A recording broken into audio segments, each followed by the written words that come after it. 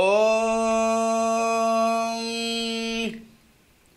தனம் தரும் கல்வி தரும் ஒரு நாளும் தளர்வறியா மனம் தரும் தெய்வ வடிவும் தரும் நெஞ்சில் பஞ்சமில்லா இனம் தரும் நல்லன எல்லாம் தரும் அன்பர் என்பவர்க்கே கனம் தரும் பூங்குழலாள் அபிராமி கடை கண்கணே. ஓம் நமச்சிவாய. மேன்மைகள் சைவ நீதி விளங்குக உலகமெல்லாம். நோயற்ற வாழ்வே குறைவற்ற செல்வம்.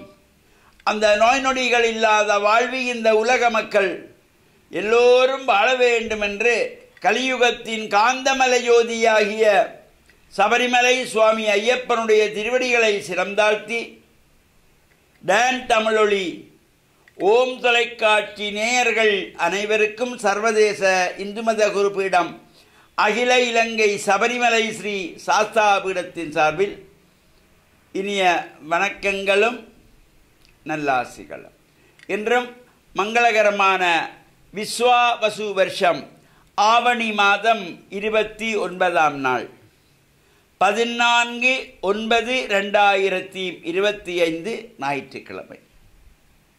இன்று மலர்ந்திருக்கின்ற இன்றைய பொழுதும் நம் எல்லோருடைய வாழ்விலும் எல்லா விதமான சிறப்புகளும் வெற்றிகளும் கிடைக்க வேண்டும் என்று இறைவனை பிரார்த்தித்து இஷ்ட தெய்வங்கள் குல தெய்வங்களையும் வழிபாடுகள் செய்து பெற்றோர்கள் பெரியோர்கள் குருவானவர்கள் ஆசிரியர்களையும் வணங்கி அவர்களுடைய அன்பையும் ஆசியையும் நாம் பெறுகின்ற பொழுது எந்த நாளுமே நமக்கு நல்ல நாளாக அமைந்துவிடும். இன்று பானுவாரம் என்கின்ற ஞாயிற்றுக்கிழமை, ஆவணி மாதத்து ஞாயிற்றுக்கிழமை. இந்த ஆவணி மாதத்திலே இம்முறை 5 ஞாயிற்றுக்கிழமைகள். இது 5வது ஞாயிற்றுக்கிழமை. சூரிய பகவானை வழிபாடு செய்வதற்கு ஒரு தனித்துவமான சிறப்பு கொண்ட மாதம் இந்த ஆவணி மாதத்திலே வருகின்ற கிழமைகளுக்குள்ளே ஞாயிற்றுக்கிழமை. இந்த ஆவணி ஞாயிறு. இந்த ஆவணி மாதத்து ஞாயிற்றுக்கிழமைகளிலே சூரிய பகவானை வழிபாடு செய்கின்ற பொழுது நரம்பு சம்பந்தமான நோய்கள் விலகும், எலும்பு சம்பந்தமான நோய்கள் விலகும், இரத்தம் சம்பந்தமான நோய்களிலிருந்து விடுபடலாம் என்பதையெல்லாம் நம் முன்னோர்கள் கண்டார்கள், அனுபவித்தார்கள், நமக்கு விட்டு சென்றார்கள் என நாம் பல தடவைகள் சிந்தித்திருக்கிறோம். அந்த வகையிலே இன்று இந்த ஆவணி ஞாயிறிலே சூரிய பகவானையும் வழிபாடு செய்து இன்று மத்திய அஷ்டமி என்கின்றதாகிய இந்த மகாலய பட்சத்திலே ஒரு சிறப்பான நாள். இந்த மகாலய பட்சம் 15 திதிகளிலும் இந்த அஷ்டமி திதி மத்திய அஷ்டமி. இந்த அஷ்டமியிலே சிரார்த்தங்கள் தர்ப்பணங்கள் தானங்கள் கொடுக்கின்ற பொழுதிலும் ஒரு சிறப்பை தரக்கூடியது.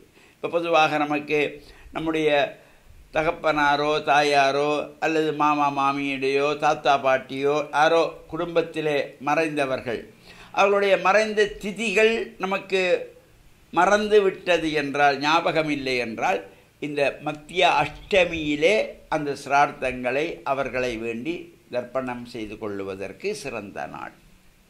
இன்று ரோகிணி நட்சத்திரம் கூடியது, அஷ்டமி திதி சேர்ந்தது. ஆவணி மாதம் அஷ்டமி திதி பார்த்து கண்ணன் பிறந்தான்.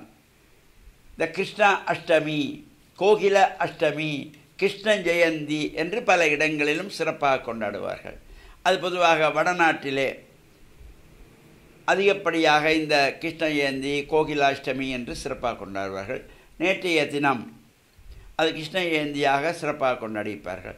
சில இடங்களிலே இன்றைய தினம் ரோகிணி நட்சத்திரம் அஷ்டமி திதியும் சேர்ந்து வருகின்ற பொழுது கொண்டாடுவார்கள்.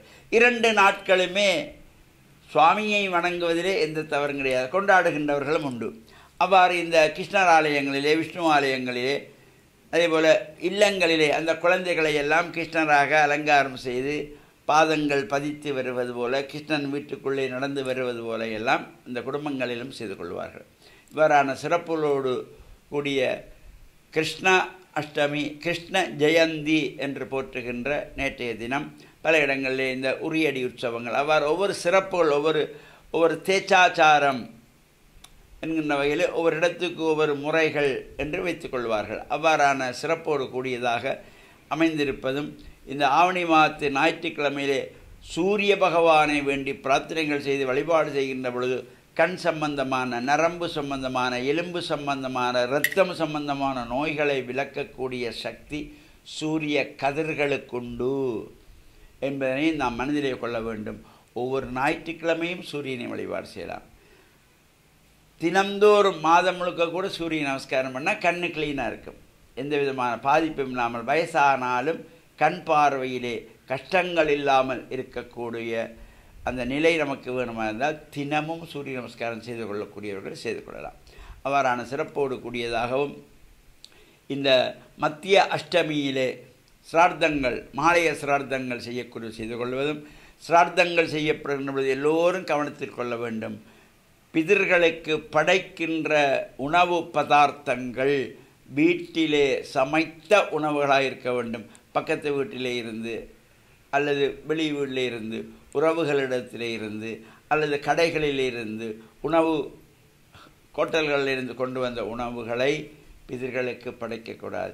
வெற்றிலை, பழம், பல வகையை மட்டும் வெளியிருந்து கொண்டு வந்து கழுவி படைக்கலாம். தவிர சமைக்கின்ற உணவுகள் ஒரு நாளும் வெளியிலே இருந்து சமைத்த உணவுகள் படைக்கக்கூடாது. வீட்டிலே பிள்ளைகள், மருமக்கள், பேரப்பிள்ளைகளினாலே சமைத்த உணவுகள் தான் பிதர்களுக்கு படைத்து பிதர்களுடைய ஆசியை பெற்று மண்ணில் நல்ல வண்ணம் வாழ. டான் தமிழொலி ஓம் தொலைக்காட்சி நேயர்கள் அனைவருக்கும் சர்வதேச இந்து மத குருபடத்தின் சார்பில் நல்ல ஆசிகளை கூறிக்கொள்வதில் மனமகிழ்வு கொள்கிறோம். சர்வே ஜனாக சுகினோ பவந்து, சமஸ்த சன்மங்களானி சந்து. சுபம்.